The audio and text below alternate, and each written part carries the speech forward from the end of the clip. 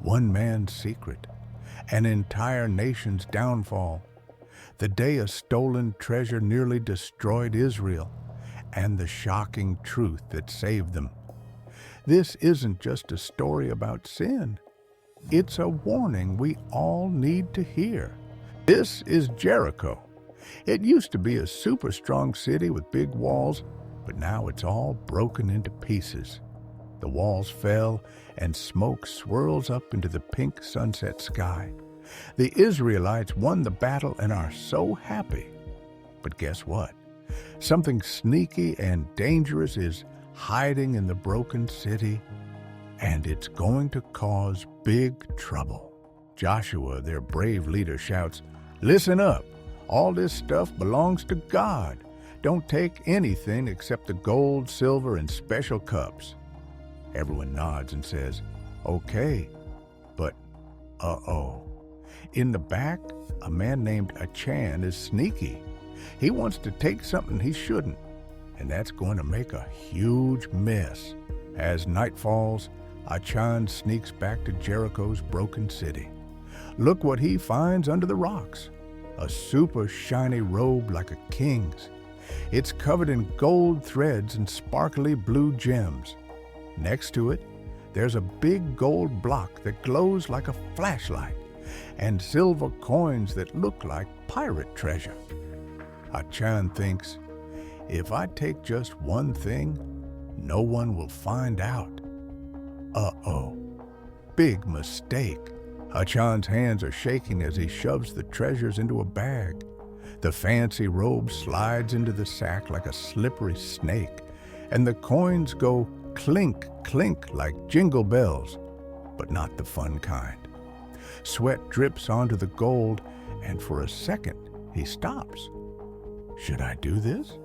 But he really wants the shiny stuff, so he ignores the yucky feeling in his tummy. Uh-oh, big trouble coming. Achan digs super fast under his tent, hiding the stolen things under the dirt. His wife's shadow shakes on the tent wall. "What did you do?" she whispers. But the bag of treasures stays quiet, its secrets like a hidden boo-boo that's getting worse. Up above, a spider goes spiderweb time, like a trap getting ready to catch him. A few days later, some lookout guys come back from Ai, a tiny city on a hill. They laugh and say, "Just send 3,000 soldiers. It'll be easy peasy, like a walk in the park." Everyone around the campfire goes, "Ha, ha, ha!" But guess what? On the other side of the fire, the king of Ai is sharpening his sword. Sparkle, sparkle. He's making a sneaky plan. Uh-oh, they don't know what's coming. Joshua says, "Okay," and unrolls a big map. A helper uses a feather pen to write 3,000 soldiers on paper. The ink looks like a big red blob. They don't pray or plan, they're just being too confident. And being too confident is like sliding down a big hill with no safety rails. Early in the morning, lots of soldiers march out. Their armor goes clank, clank, and their spears shine bright like glitter. Achan walks with them, staring at his feet. The sun rises, but the shadows look long and spooky. Suddenly, crows fly overhead. "Caw, caw!" like they're yelling. "Watch out! Is this a bad luck sign?" Yup, but nobody's listening. The gates of Ai fly open, but instead of farmers, out come strong fighters. Archers pop up like ghosts from secret hiding spots. Rocks from slingshots go bang on helmets, and arrows thud into shields. "Sneak attack!" someone screams. The path gets skinny, like a twisty slide, super scary. Israel's soldiers panic, running everywhere and tripping over each other. Oh no, this is not going well. Rain falls, washing away blood on the ground. 36 soldiers are hurt really bad. The others run away, feeling sad and scared. Eliab, a young soldier, crawls into a hole, holding his tummy where it hurts. Why did this happen? He asks. But the answer isn't here. It's hidden in a tent, inside a secret bag with something shiny they took. Maybe they can fix it if they find the secret. Joshua rips his clothes, crying with ashes stuck to his face. God, why did we come here if we're just going to get hurt? Suddenly, boom! A loud voice from the sky shouts, Your people did something bad. They took stuff that belongs to me. The ground shakes. Uh-oh, someone's in big trouble. The next morning, all the families come together. A shiny magic rock floats in the air, glowing. It points to Judah's family, then Zerah's, and finally, Achan's family. Everyone goes gasp. Achan's kids grab their mom's legs, scared. But the magic rock knows what they did. And there's no hiding now. Achan falls down crying. Sniffle, I took the shiny robe and the gold. Soldiers hurry to his tent, dig, and pull out the sparkly robe. It flops open, still super shiny. The gold block glares at him like it's saying, You did it. Joshua frowns and says, You made big trouble for everyone. Joshua stands tall, his face hard as stone. The crowd is silent, holding their breath. He points to Achan and his family kneeling in the dirt. You disobeyed God's command, Joshua says, his voice booming. You stole what belonged to him, and now disaster has struck us all. Achan's wife clutches their children, their faces pale. Joshua raises his hand. Because of your sin, the Lord decrees judgment. You will go to the valley of Achor. There, justice will be done. The people murmur, some nodding, others looking away. Achan bows his head, tears mixing with dust. Joshua's words are final. This is the price of breaking our covenant with God. Soldiers step forward, gripping Achan's arms.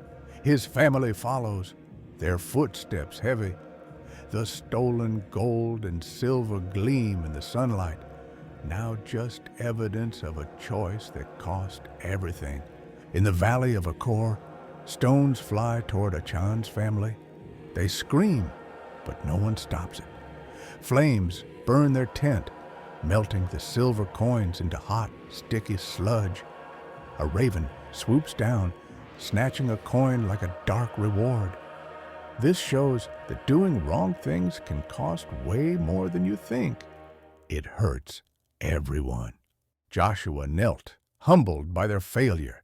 God's voice rang out from a blazing bush, its flames crackling. Set an ambush, lure Ai's army out of their city. A divine hand carved the battle plan into stone, strategy over strength.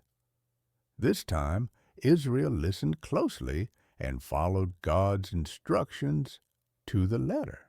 30,000 soldiers advanced silently through the moonlit ravines, their swords and daggers catching faint glimmers of moonlight. Every breath was held in tense anticipation.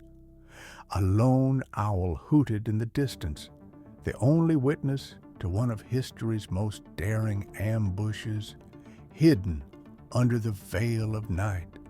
At dawn, Joshua's troops pretended to retreat, drawing Ai's forces out of the city and into the open. King Zuriel, convinced of his victory, laughed mockingly as he chased them into the narrow canyon. Fools, he shouted, his voice echoing off the rocky walls. But his triumph was short-lived. The Israelites' retreat was a ruse, and the trap was already set. Zuriel's arrogance blinded him to the ambush unfolding in the shadows. Flaming arrows streaked through the sky like fiery comets, slamming into Ai's wooden gates until they collapsed under the blistering heat. Thatch roofs burst into flames, sending plumes of smoke spiraling into the air. Inside the city, terrified women screamed and children cried. War spared no one, innocent or soldier. But even as chaos erupted, Israel's ambush sprang into action. Their vengeance struck with hawk-like precision, trapping Ai's army between the inferno and a wall of swords. The Israelites' plan, forged in humility, now burned brighter than the fires of judgment. When Joshua and Israel saw the smoke rising from Ai, they knew the ambush had worked. They turned back and attacked the men of Ai, trapping them between their forces, some on one side, some on the other. Not a single soldier escaped. Israel struck them down until none remained. They captured the king of Ai alive and brought him to Joshua. After destroying every inhabitant in the fields and wilderness, Israel returned to Ai and put the city to the sword. 12,000 men and women fell that day. Joshua didn't lower his spear until Ai was completely destroyed.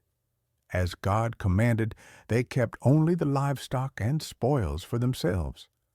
Joshua burned Ai, leaving it in ruins forever. The king of Ai was hanged on a tree until evening, then buried under a heap of stones at the city gate, a lasting reminder of God's judgment. When Achan stole what belonged to God, he thought no one would notice. But sin is never silent. It ripples outward, poisoning everything it touches. Israel's army, once unstoppable, fell in shame at Ai. Victory vanished. Hope crumbled. And all because one man chose to hide his disobedience. Yet this story isn't just about failure. It's about the power of truth. When Joshua confronted the sin, when Achan's secrets were dragged into the light, Israel learned a hard lesson. Hidden sin is a ticking bomb. But repentance, that's the hand that diffuses it. After Ai's judgment, Israel returned, humbled, obedient, and united. This time, they followed God's plan perfectly, and the walls of Ai fell. So here's the truth we carry from the ashes. Our choices matter, not just to us, but to everyone around us.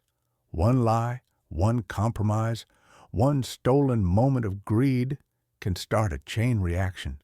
But honesty, courage, and obedience, they rebuild what's broken. They turn valleys of judgment into fields of grace. Let Achan's story remind you, the cracks we ignore today become the disasters of tomorrow. But the cracks we confess, they become the places where light gets in and where God begins to heal.